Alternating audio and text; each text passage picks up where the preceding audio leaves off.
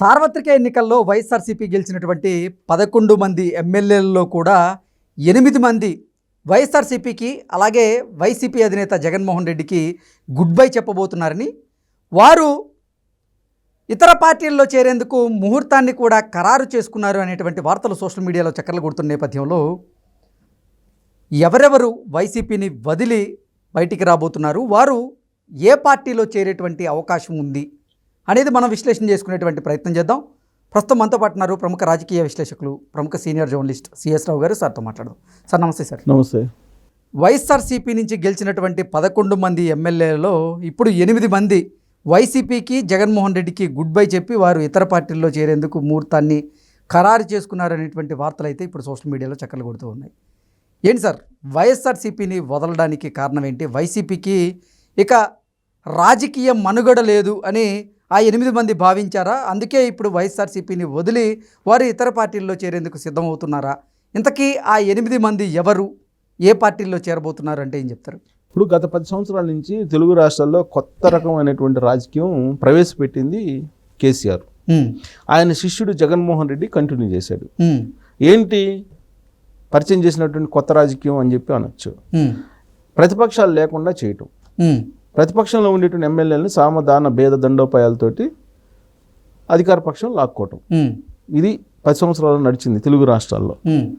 కేసీఆర్ ఏం చేశాడు? 2014లో గెలిచిన తర్వాత తెలుగుదేశం పార్టీలో ఉండేటువంటి ఎమ్మెల్యేలని లాగేసుకున్నాడు. 2018లో గెలిచిన తర్వాత రెండోసారి ఏం చేశాడు? కాంగ్రెస్ పార్టీలో ఉండే 12 మంది ఎమ్మెల్యేలని లాగేసుకున్నాడు, విలీనం చేసుకున్నాడు. ఫస్ట్ టైం గెలిచినప్పుడేమో తెలుగుదేశం పార్టీని విలీనం చేసుకున్నాడు, సెకండ్ టైం గెలిచినప్పుడేమో కాంగ్రెస్ పార్టీని విలీనం చేసుకున్నాడు. దీన్నే కంటిన్యూ చేశాడు తన శిష్యుడు జగన్మోహన్ రెడ్డి ఆంధ్రప్రదేశ్లో. 2019లో గెలిచాడు జగన్మోహన్ రెడ్డి. గెలిచిన తర్వాత ఏం చేశాడు? ఆయన 4 ఎమ్మెల్యేలని తెలుగుదేశం పార్టీ వాళ్ళని తీసుకున్నాడు.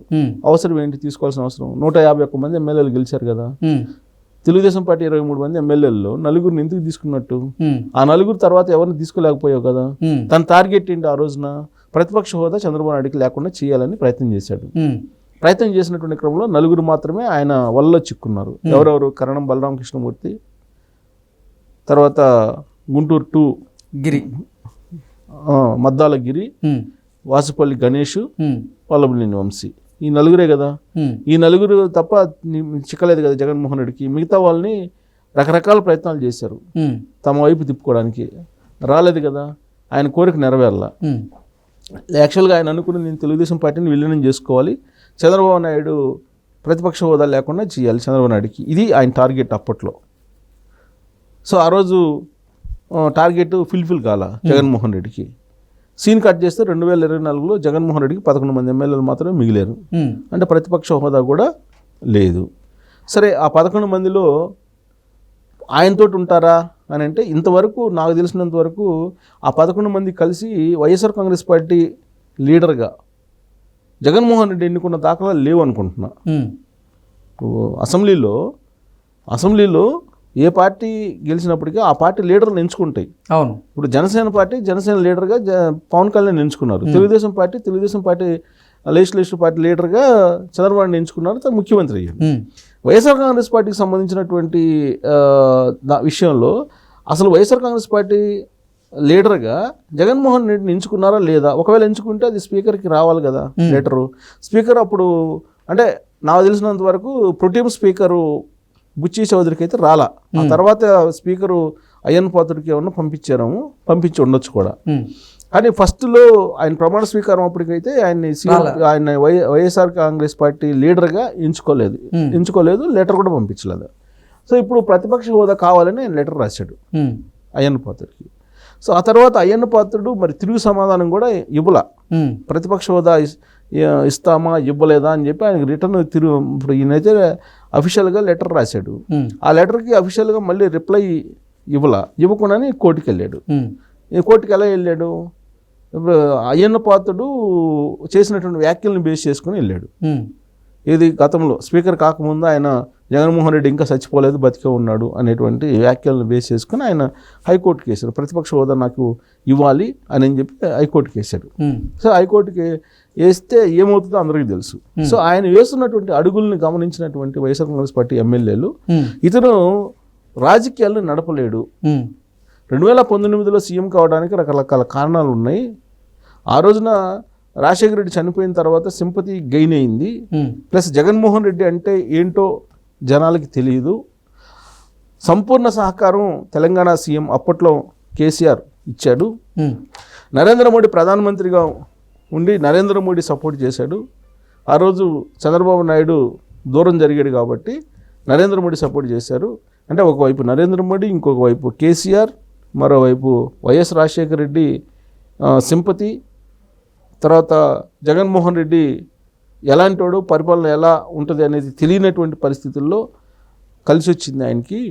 అందుకే సీఎం అయ్యాడు 2019లో. ప్లస్ ఆ రోజున వైఎస్ఆర్ కాంగ్రెస్ పార్టీకి సంబంధించినటువంటి లీడర్లు, క్యాడరు జగన్మోహన్ రెడ్డి గురించి ఒక రకంగా భావించారు. అధికారంలోకి వచ్చిన తర్వాత ఆయన నిజ స్వరూపం ఏదో బయటకు వచ్చేసింది. దాంతో ఆయన మీద నమ్మకం పోయింది పార్టీ క్యాడర్కి కానీ లీడర్లకు కానీ. కాబట్టి రాబోయేటువంటి రోజుల్లో పార్టీ బతకడం అనేది కష్టము అని చెప్పి భావిస్తున్నటువంటి తరుణంలో వైఎస్ఆర్ కాంగ్రెస్ పార్టీకి సంబంధించినటువంటి ఎమ్మెల్యేలు దూరం జరగబోతున్నారు. ఒక 8 మంది ఎమ్మెల్యేలు పార్టీ మారేటువంటి అవకాశం ఉంది అని అంటున్నారు.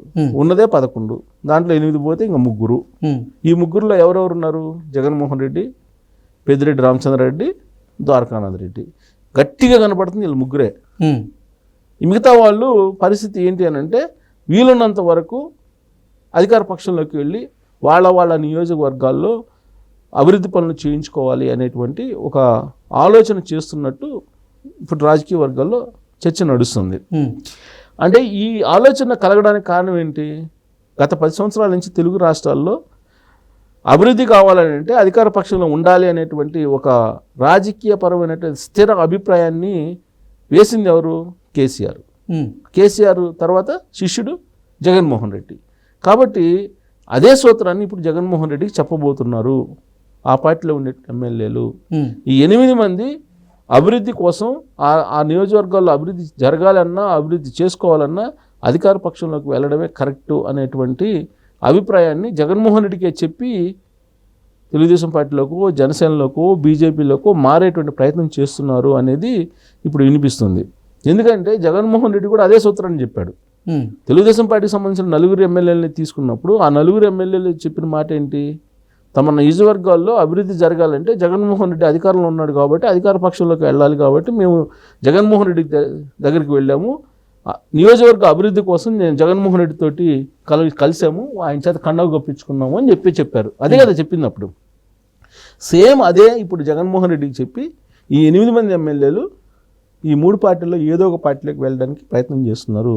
ఒకవేళ వైఎస్ఆర్ కాంగ్రెస్ పార్టీలో కనుక కొనసాగితే అటు నియోజకవర్గ అభివృద్ధి ఉండదు, ప్రజా వ్యతిరేకత అనేది చవిచూడాల్సి వస్తుంది. వైఎస్ఆర్ కాంగ్రెస్ పార్టీ ఉంటుందో ఉండదో తెలియదు. జగన్మోహన్ రెడ్డి జైల్లోకి పోతాడో లేకపోతే ఆయన రాజకీయాలు భారతిరెడ్డికి అప్పచెప్తారో తెలియదు. ఇలాంటి అన్సర్టనిటీ సిచ్యువేషను వైఎస్ఆర్ కాంగ్రెస్ పార్టీలో నెలకొంది. ఇంకొక వైపు షర్మిల చాలా వేగంగా వస్తున్నారు, చాప కింద నీరులాగా బలపడుతున్నారు. ఆవిడ బలపడే కొంది వైఎస్ఆర్ కాంగ్రెస్ పార్టీ గ్రాఫ్ ఏంటి అనేది తెలియదు. సో ఇవన్నీ ఆలోచించుకున్న తర్వాత వైఎస్ఆర్ కాంగ్రెస్ పార్టీకి సంబంధించిన 8 మంది ఎమ్మెల్యేలు పక్క పార్టీల వైపు చూస్తూ ఉన్నారు. అది రేపా మాపా సమీప భవిష్యత్తులోనా అనేది ముహూర్తం ఫిక్స్ చేసుకునే అవకాశం ఉంది. ఇంకా 3 మాత్రమే మిగిలే అవకాశం ఉంది. ఆ 3లో కూడా జగన్మోహన్ రెడ్డి రిజైన్ చేస్తారనేది కూడా వినిపిస్తుంది. రిజైన్ చేసి ఆయన ఏదో ఎంపీగా పోతారనేది. ఒకవేళ ఆయన రిజైన్ చేస్తే భారతిరెడ్డి ఆ ప్లేస్ నుంచి పోటీ చేసి మళ్ళీ గెలుస్తారా ఓడతారా తర్వాత సంగతి, ముందు ఆ పోటీ చేస్తారనేది ఒక వర్షన్ వినిపిస్తుంది. అవినాష్ రెడ్డి వివేకానంద రెడ్డి మర్డర్ కేసులో ఆయన కూడా జైలుకి వెళ్తారు, ఆయన రాజీనామా చేస్తారు, ఎంపీ ఎలక్షన్లు కూడా వస్తుంది. అక్కడ షర్మిల మళ్ళీ పోటీ చేస్తుంది, అప్పుడు రిజల్ట్ తారుమారే అవకాశం ఉందని చెప్పి కూడా అంటున్నారు. సో రాబోయేటువంటి రోజుల్లో జగన్మోహన్ రెడ్డి యొక్క రాజకీయం అర్థం కానిటువంటి పరిస్థితుల్లో ఈ 8 మంది ఎమ్మెల్యేలు పక్క చూపులు చూస్తున్నారు. మిగిలేదు ఇంకా 3. ఆ 3 కూడా పెద్దిరెడ్డి రామచంద్రారెడ్డి కూడా బీజేపీ వైపు ఏదో చూస్తున్నాడు, టచ్లో ఉన్నాడు అనేది కూడా వినిపిస్తుంది. ఆయన కూడా వెళ్తే ద్వారకానాథ్ రెడ్డి కూడా వెళ్తాడు. సో కాబట్టి టోటల్గా వైఎస్ఆర్ కాంగ్రెస్ పార్టీ అసలు ఉంటుందా ఉండదా అనేటువంటి ఒక చర్చ అయితే చాలా బలంగా నడుస్తుంది.